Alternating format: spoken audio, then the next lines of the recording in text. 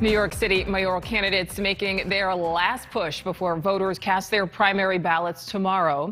Our latest NewsNation poll shows a tightly contested race with current Brooklyn Borough President Eric Adams ahead of the pack at 23%. Maya Wiley and Catherine Garcia essentially tied at 18 and 17%.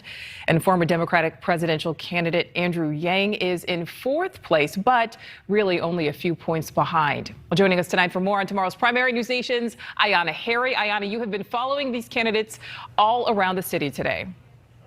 Yeah, it's certainly been a busy day and a refreshing day for the candidates because keep in mind, many of them started campaigning back in 2020, where the only way they could connect with their constituents was virtually through Zoom. So now that vaccinations are up here in New York City, the candidates are out getting in touch with the voters in person. So out in subway stations, going to small businesses. Eric Adams, who you mentioned, led our most recent poll. He spent the day in a Queens neighborhood that's been deeply impacted by gun violence. Crime here in New York City has emerged as a major issue. Andrew Yang, he has a plan to get to all 5 boroughs in the city today. I think he's almost there. He's on his 4th borough now, about to get to his 5th borough. And Catherine Garcia, she spent the day in Sunset Park, Brooklyn, speaking to small business owners. And it was really interesting to see Catherine Garcia and Andrew Yang campaigning together this weekend. But this is the first time New Yorkers are going to have a ranked choice election, so they can select more than one candidate. And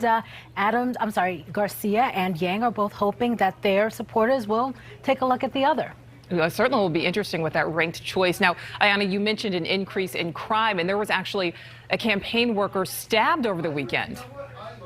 Yes, I'm happy to report that that campaign volunteer is recovering. He was in the hospital the last time we checked. One of Eric Adams' staffers did go in and check on him and make sure that he's okay. The NYPD tells us they found a knife and an ice pick at the scene. This gentleman was stabbed Sunday afternoon in the Bronx, and at the time he did have several pamphlets for Eric Adams on him. But at this point, police say there's no evidence to point to this being politically motivated.